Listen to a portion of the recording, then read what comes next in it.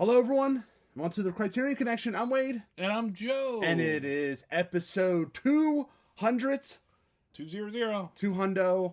We're here. The first movie we did was Jusqu'au. And of course, it's only fitting that we do a completely different movie, different genre and everything. We're doing Wim Wenders' Until the End of the World. Yep. From 1991. Mm-hmm. It's a movie that's set in 1999, the near distance future of 1991. Everywhere. It's set everywhere. Yeah. Everywhere. It stars. I'm not gonna say her name because I don't want to butcher her name because she's no longer with us. She plays Claire. We also have William Hurt, who also is no longer with us. He died, I think a month ago, as of this recording. And Max von Sydow is no longer with us. But also you have Sam Neill and a whole bunch of other people. But this is like a sci-fi. Wim Wenders calls it his ultimate road trip. The ultimate road movie. So it's like a sci-fi ultimate road trip kind of movie. It is. We watched the director's cut, which is a lot longer than the theatrical cut. It is 4 hours and 47 minutes. Yeah. I watched it in 3 parts. You watched it all the way through. So that's different perspectives of pacing and stuff like that. Mm-hmm. I think pretty damn good paced movie. I think it's okay. I mean, I'm going to say this. It keeps your interest throughout the whole movie. When you start kind of faltering, it gets you back in. I think, the pacing for me is, it's not great. It's okay. But when we talk about, like, we see the runtime and you immediately start thinking, like, there could be things that are cut. It's hard to do that in this movie because everything that happens builds upon itself into when we get to the second part. I refuse to call it an act because there's several acts in this movie. Yeah. But the second part, when they're pretty much in Australia for the rest of the time and one of the big events happens. Yeah. Which in this film, we're talking about, it's 1999. It's the near future at this point. But it's believable. It's talking about, climate change. It's talking about the interconnectivity of the internet. But also space junk. Yeah. Which is something that I don't know if many people were thinking of in 91. I don't know. But it's this idea that all of these satellites and all the things we've shot up into space, eventually something's got to happen. Yeah. And so one of the things that's wrapped in this plot that it surrounds William Hurt and our female lead, Claire, where she's chasing Sam across the world, or him as Trevor first, and then him as Sam. What's wrapped around is this story about what are they going to do about this satellite. Yeah, and it's foreshadowed throughout the whole thing. Yeah. But so the first part of this movie is we start with the misconnection. Well, we have the metaphor. Do you continue on the path? Oh, yeah, she's driving. She's not really happy with the life she's living right now. She lives in that debauchery and stuff like that. Mm-hmm. Very disinterested in that. Mm-hmm. And she's driving, and there's an accident or there's traffic on the route she's going on her GPS system, which is before 1999. That's like a future concept that actually kind of happened. Yeah. And basically she's like, she can take this detour, and they're like, are you sure you want to get off the path? Or something like that. Yeah. And she decides to, and then that's when she runs into the bank robbers, which then leads to her meeting William Hurt's character, and this is where it all spirals out right there. Exactly. So that was the big turning point. Literally, she turned. Yeah. And that's what leads us into everything that happens. We have the misconnection with William Hurt's character, who she believes is named Trevor. Then she hires a private eye to try and hunt him down. Turns out he's wanted. And there's their whole thing with them is like, okay, so basically she gets involved with these 2 bank robbers. Yeah. And then they entrust her with a portion of the money or Right. all the money. I never kind of connected on what the deal was with that. They kind of become intertwined pretty much their entire lives. Yeah. Because they get away with it.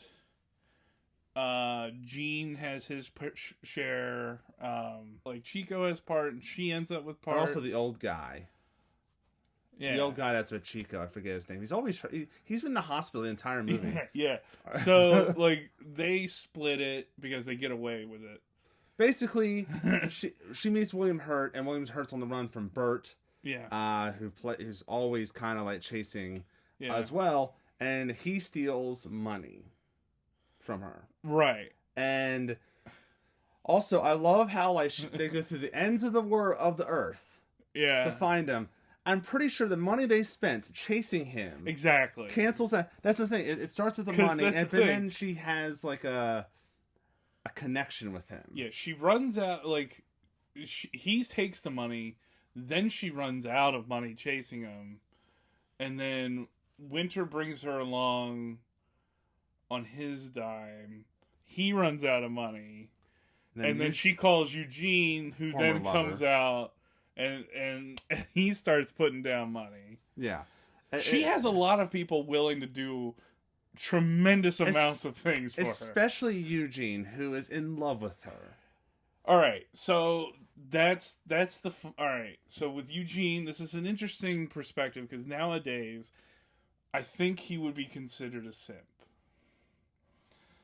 because he does all this and gets really nothing back. He gets stories for his novel. But yes, because he's the one that ultimately, like, in the framework of the story, he's the one telling us the story. Yeah. But Eugene, he's a very interesting character to me. Like, that was one thing I kept coming back to. I'm like, he keeps doing this. Like, he keeps going out of his way to help Claire. And he just cares so much about her.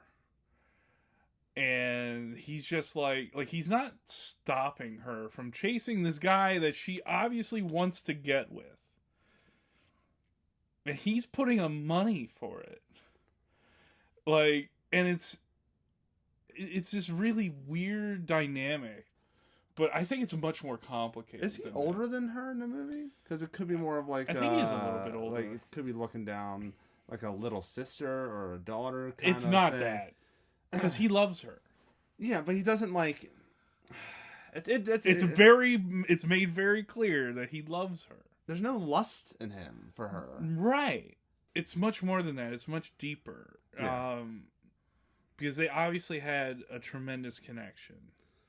And she keeps reminding him, she's like, it's not that I don't care about you, it's just I don't really feel that way about you. Basically, she's not in love with him. She loves him. Yeah, and with him, he's just I think he's he's grasping at straws. I think he hasn't figured out that he's not in love with her. He just genuinely loves her as a person. Yeah. He hasn't grasped that yet. Yeah, well, she has already. But it is a very interesting thing to watch throughout the movie. And it's, for me, really weird because Sam Neill rarely plays the good guy at this point in his life. Like, he's... Yes. Like I remember his first big role is Damien. He's Damien. In one of the, like, the third Omen. Three, yeah.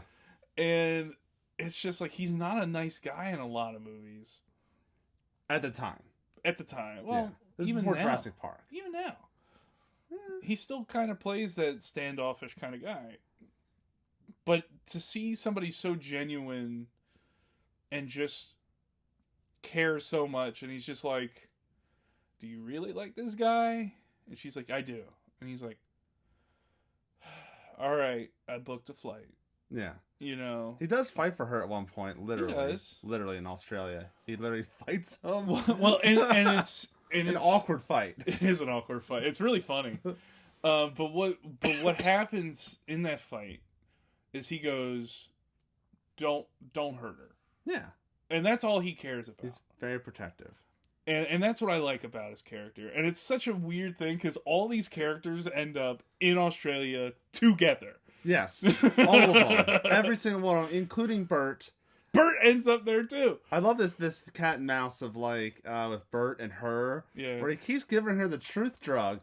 Stop taking the truth drug, Claire. And she gives him sleeping pills. That's a great little thing. I love that exchange. I forgot which country they were in at the time. I believe they were. Was it in Germany? I think it was Germany. Germany. I think it was Berlin. Yeah. Where they meet in that bar, and he's like, "I gave you this truth serum," and she's like, "Well, I gave you 5 sleeping pills." And he's like, "What?" And he's like falling asleep. She's like, "Never did a thing for me." Yeah, just like. But there's also like every character has its own. In my opinion, the first half, I feel like it lays the groundwork because they're much better in the second half. But I thought Claire and Trevor/Sam were very blah characters. Yeah, it's not until Japan. Yes. Japan is the turning point. Because now William Hurt he's vulnerable. He's also not showing that facade anymore. Yeah. He finally crumbles. So back to what the movie's really about. Yeah. Instead of her just chasing him, she finds out why he's running. Yes. And it's much less him trying to get away from people. I mean, it just kind of ends up that way. It's more of him, he's trying to fulfill a bucket list item. And also, for his parents. Yeah, and also it's such a very lavish, big thing to do.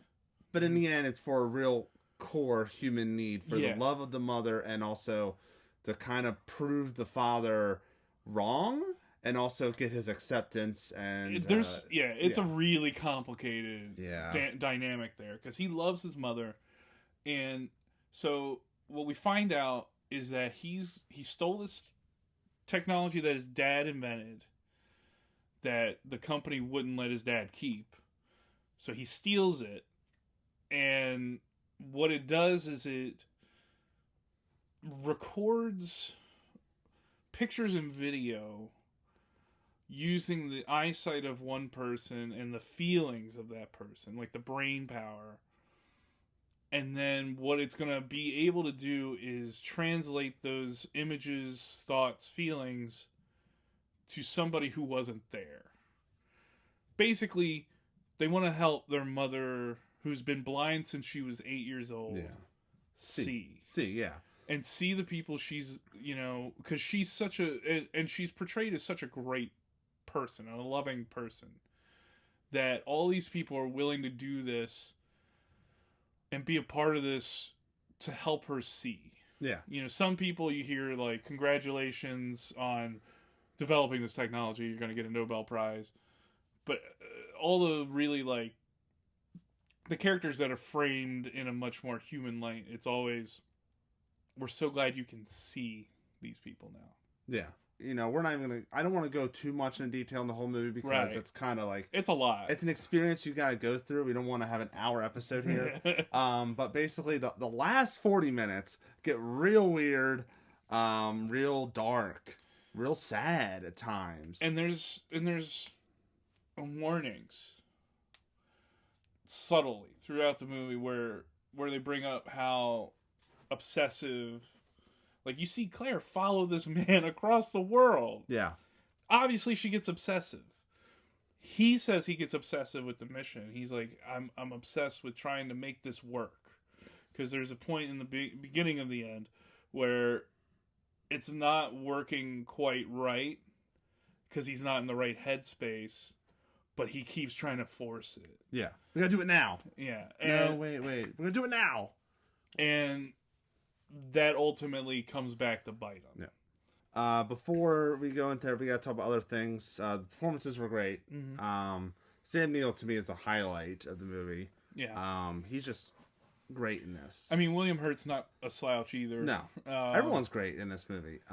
Even like little minor characters like Winter is he's very sleazy. He can be, yeah. He can be, but he also...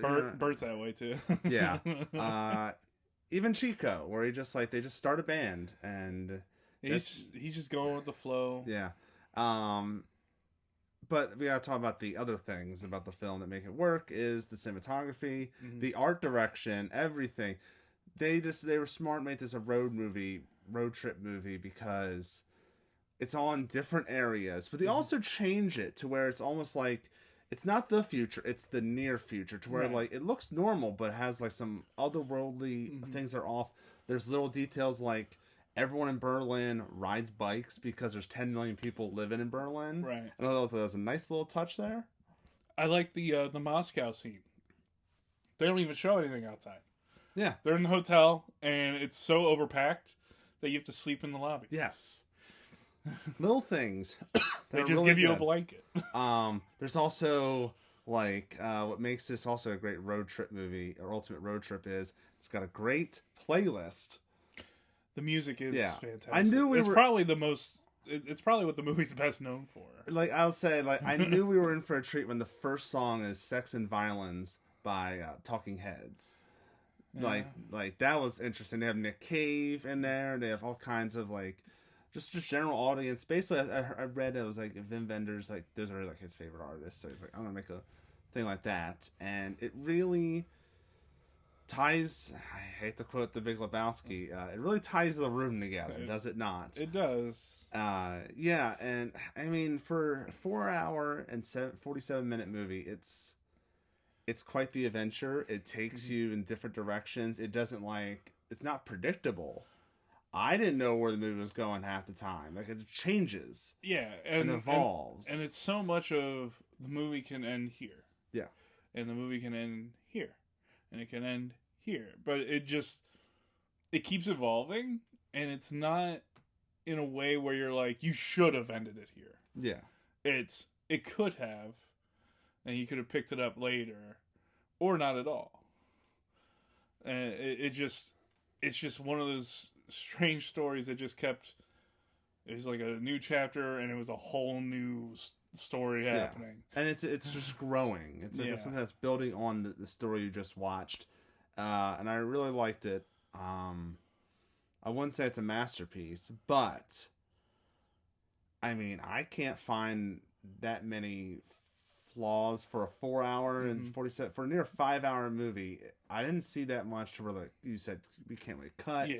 You could probably trim down some of the kind of like the I'd say the earlier the atmosphere shots. You could probably cut all there, but like it's not like it brought the movie down for me. Right. So Joe, I mean, I know it's hard to say would you recommend this to the general audience because it's a 5 hour movie, but let's just say someone had the 5 hours and they're willing to sit through it. Would you recommend the film? Yes. Yeah, and I honestly I would sit here and I would recommend people try and watch it at least. If you've got the time, or if you can like budget it as like you watch a half here and then a half later. I recommend it for all the same reasons. Yeah. So that's our thoughts on Until the End of the World. For our 200th episode, let us know in the comment section below what you think about the film. We're not done with Criterion Connection. We're going for another 100, another 100, whatever. So keep making suggestions. Subscribe, like, and share this video and just the channel in general. Thank you all for the past 200 episodes. We've had some ups and downs and all over the place. We've done lots of movies, lots of different genres. There's one we're going to do later this month that we have not done yet. Maybe a little Japanese noir, maybe? I don't know. Are there other genres we have not done or directors we haven't done? Comment below. That's about it. So until next time, I'm Wade. And I'm Joe. And we will see you later.